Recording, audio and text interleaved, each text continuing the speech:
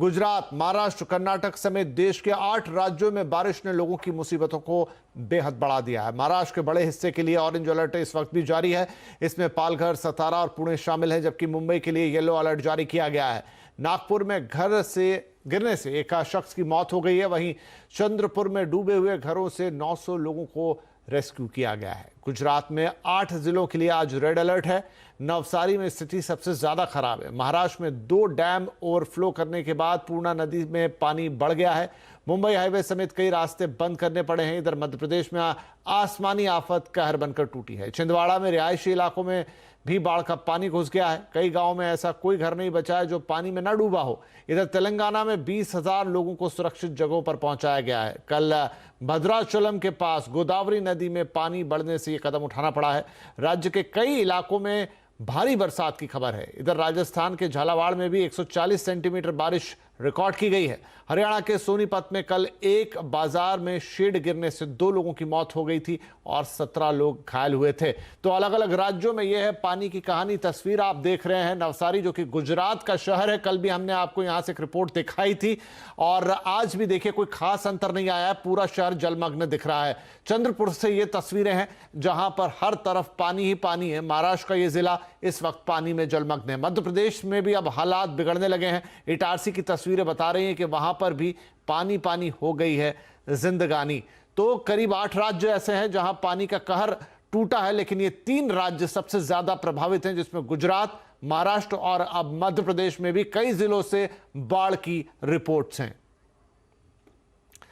तो चलिए, हम बात कर रहे थे गुजरात के नवसारी की। नवसारी के भाटा गांव में 70 लोग 48 घंटों से फंसे हुए थे। इनको एनडीआरएफ के जवानों ने एक ऑपरेशन में रेस्क्यू किया है। देखिए रश्मि शर्मा की रिपोर्ट। गुजरात में प्रकृति ने ऐसा कहर बरपाया है कि शहर दर शहर, गांव दर गांव कराह उठे हैं। देखिए, इस वक्त हम हैं गुजरात के नवसारी जिले में।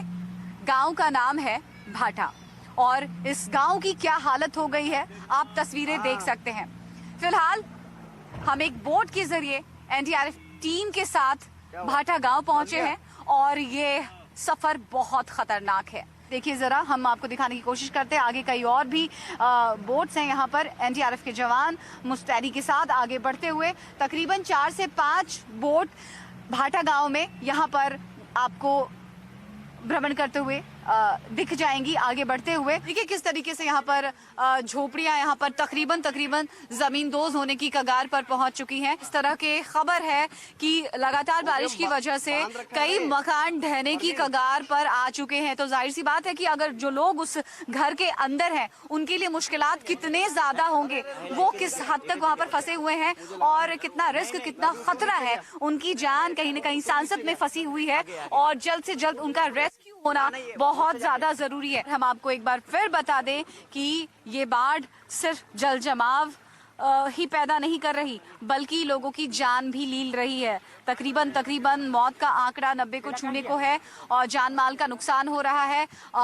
बड़ा नुकसान हुआ है इलाके को, गुजरात को। खास तौर पर हम गुजरात की बात करें तो नवसारी का बहुत नुकसान हुआ है। कई लोगों की जानें गई हैं और संपत्ति का नुकसान हुआ है।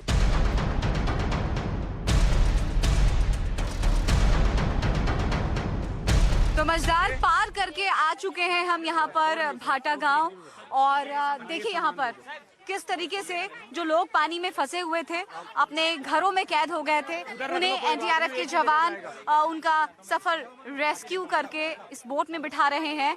खतरा बहुत ज्यादा था। इन चेहरों पर आप खास तौर पर 2 चीजें गौर कर सकते हैं। कहीं ना कहीं गम भी है और तसल्ली है। तसल्ली इस बात की कि महफूज हैं, सुरक्षित हैं। गम इस बात का कि इस बारिश ने क्या क्या छीन लिया, आशियाने उजाड़ दिए।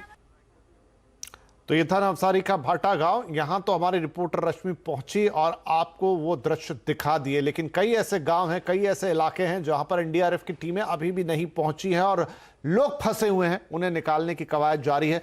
बारिश इस बार आफत बनकर टूटी है। तस्वीरें सब बयां कर रही हैं किस तरीके से इस बार पानी ने अपना कहर ढाया। इंतजार रहता है हर साल मॉनसून का, लेकिन जब ये जरूरत से ज्यादा गिरता है तो तकलीफें भी लेकर आता है। उसकी ये बानगी आपके सामने। चलिए हम आगे बढ़ते हैं। देश में मंकी पॉक्स पहुंच चुका है। जी हां, पहला मामला केरल से मिला है। यूएई से लौटकर आए एक व्यक्ति में लक्षण पाए गए हैं और राज्य के स्वास्थ्य मंत्री ने इसकी पुष्टि भी की है, जिसके बाद केंद्रीय स्वास्थ्य मंत्रालय ने भी यह पुष्टि कर दी है। देश में मंकी पॉक्स का पहला मामला रिपोर्ट होने पर केंद्र सरकार भी इसे लेकर काफी सतर्क है। केरल में अब एक उच्च स्तरीय टीम को भेजा गया है। इधर केंद्र की तरफ से इस पर एक विस्तृत गाइडलाइन भी जारी कर दी गई है।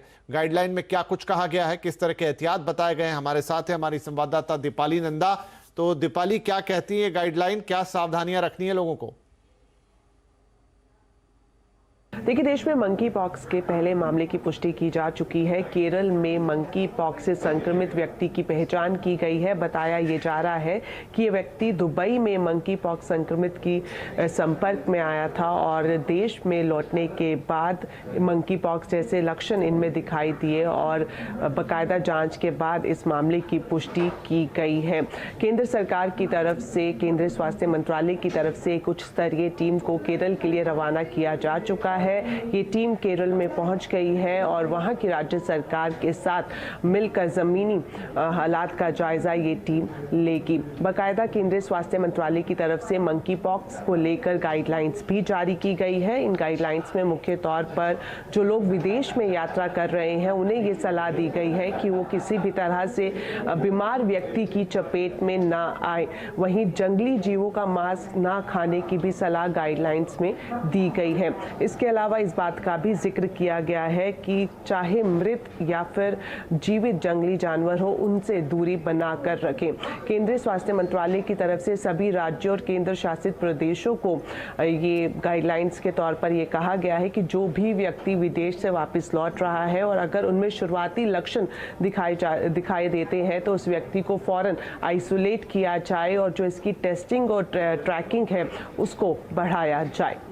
जी, बहुत शुक्रिया दीपाली इस जानकारी के लिए, इस अपडेट के लिए। तो मंकी पॉक्स का पहला मामला ये आगे ना बढ़े, जो एहतियात, जो गाइडलाइंस बताई गई हैं उनका सब पालन करें तो बेहतर। इधर देश में आज से कोरोना के वैक्सीन का बूस्टर डोज फ्री में लगना शुरू हो गया, लेकिन ये सिर्फ 75 दिनों के लिए और सरकारी सेंटरों पर ही मिलेगा। सरकार के इस फैसले के बाद देश के सभी सरकारी अस्पतालों में कोरोना की वैक्सीन को मुफ्त में लगाया जा सकेगा, यानी जो प्रिकॉशन डोज जिसे कहते हैं।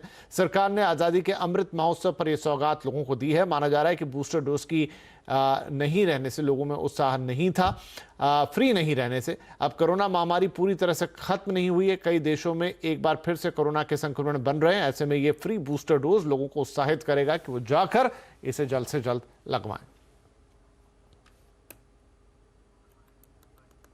आइए अब देख लेते हैं कि आज बाजार का क्या हाल रहा। आज हफ्ते का आखिरी दिन था, कारोबारी हफ्ते का, जहां बाजार में 4 दिनों की गिरावट के बाद तेजी देखने को मिली। सेंसेक्स आज 345 पॉइंट चढ़कर 53,761 और निफ्टी 111 पॉइंट चढ़कर 16,049 पर बंद हुआ। Mid cap small cap share में आज हल्की तेजी थी। सबसे ज्यादा खरीदारी आज हमने देखी है एफएमसीजी, रियल्टी शेयरों में। वहीं सबसे ज्यादा दबाव बनाया मेटल, पीएसयू, आईटी शेयरों ने। वहीं पूरे हफ्ते के आंकड़ों पर नजर डालें तो इस हफ्ते निफ्टी 1%, तो सेंसेक्स करीब 1.25% से ज्यादा टूटा है। वहीं निफ्टी बैंक में इस हफ्ते करीब 1.25% की गिरावट देखने को मिली है।